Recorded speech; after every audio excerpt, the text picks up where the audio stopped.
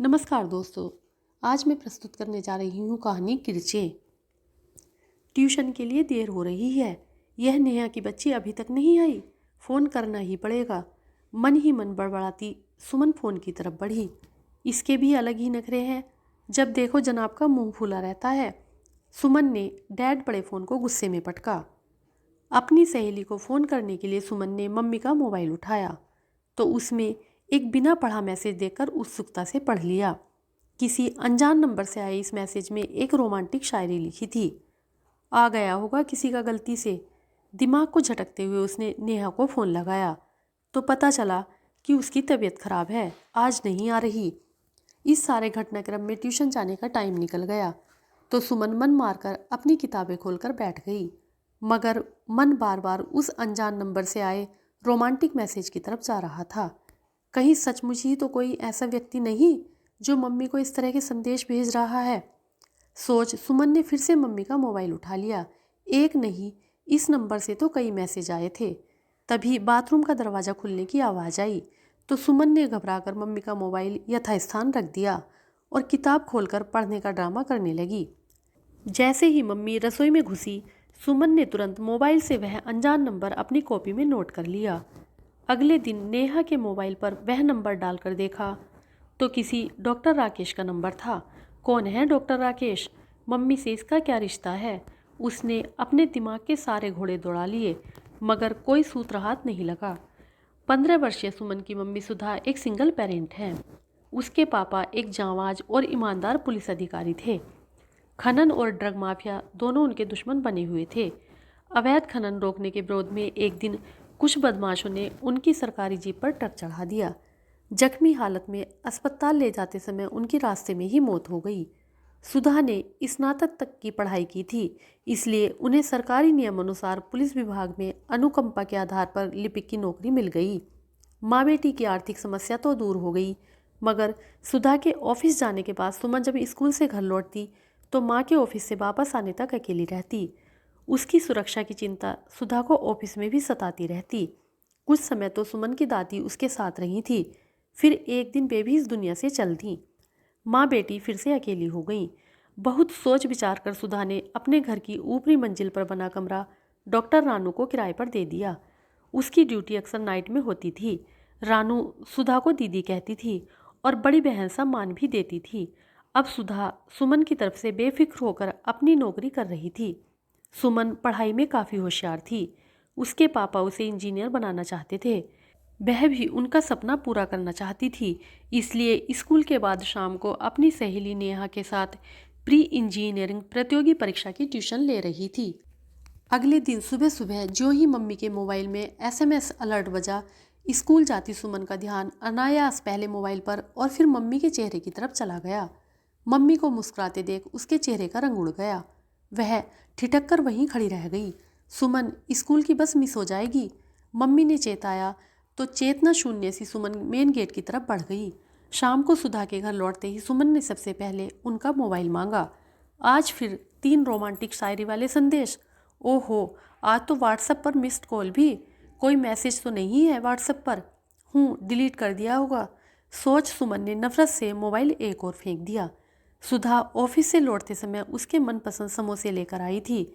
Oven में गर्म करके चाय के साथ लाई तो सुमन ने भूख नहीं है कहकर खाने से मना कर दिया। सुधा को थोड़ा अटपटा तो लगा, मगर टीन एज मूड समझते हुए उसे अधिक गंभीरता से नहीं लिया। कुछ दिनों से सुधा को महसूस हो रहा था कि सुमन उससे खींची खींची सी रह रही है।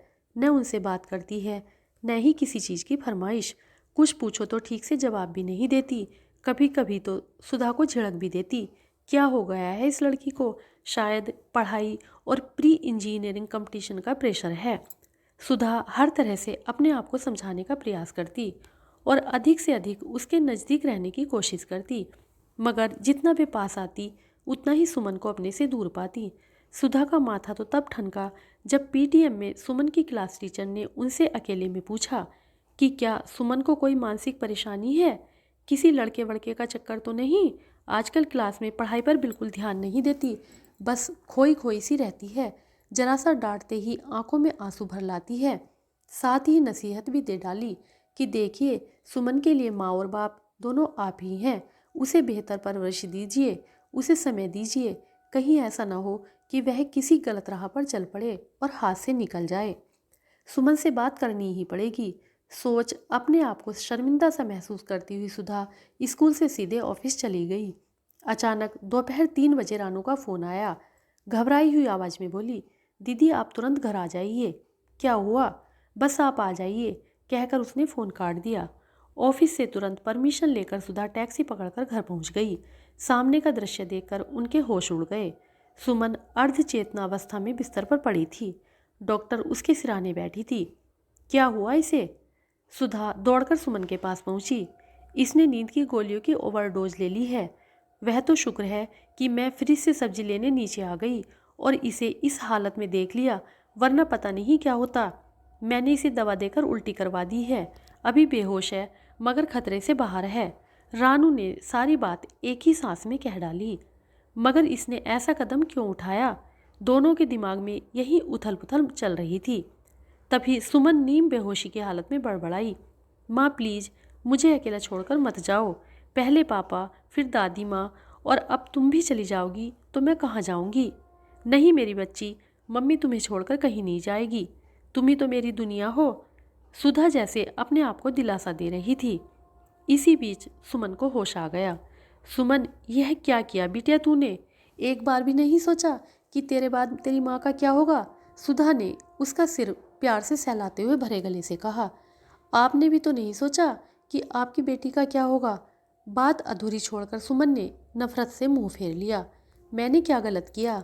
सुमन ने कोई जवाब नहीं दिया। रानू ने कहा, सुमन तुम एक बहादुर माँ की बहादुर बेटी हो। तुम्हें ऐसी कायरता वाली हरकत नहीं करनी चाहिए थी। बहादुर या चरित्रहीन? सुमन भी भर पड़ी। चरित्रहीन? सुधा और रानू दोनों को जैसे एक साथ किसी बिच्छू ने काट लिया हो। हाँ हाँ, चरित्रहीन। क्या आप बताएंगी कि कौन है यह डॉक्टर राकेश जो आपको रोमांटिक संदेश भेजता है?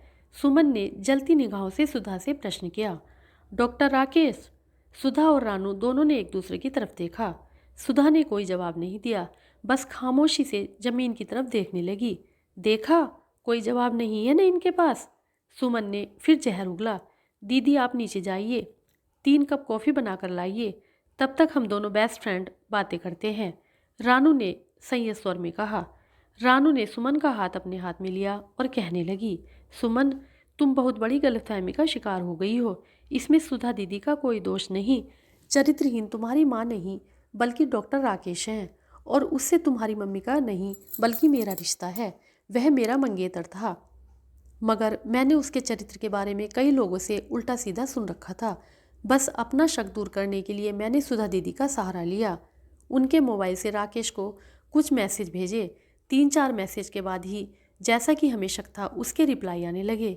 मैंने जानबूझकर बात को थोड़ा और आगे बढ़ाया तो उसके चरित्र का कच्चापन सामने आ गया। सच्चाई सामने आते ही मैंने अपनी सगाई तोड़ ली। सगाई टूटने के बाद तो राकेश और भी गिर गया। उसने मुझसे तो अपने संबंध खत्म कर लिए, मगर तुम्हारी मम्मी के मोबाइल पर आने वाले उसके संदेश अब रोमांटिक से अश्लील होने लगे।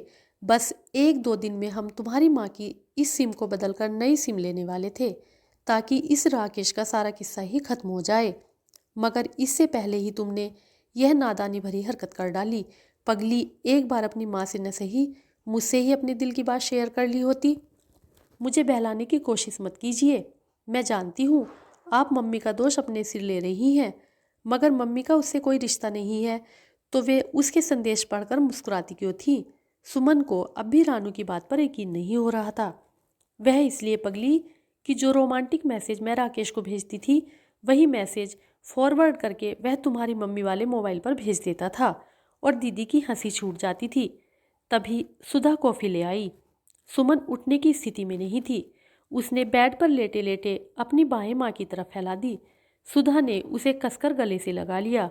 माँ बेटी के साथ साथ डॉक्टर रानू की भी आंखें भर आईं। आंसू में सारी गलतफहमी बह गई। मन में चुभी संदेश और अविश्वास की किरचें भी अब निकल चुकी थी। नमस्कार।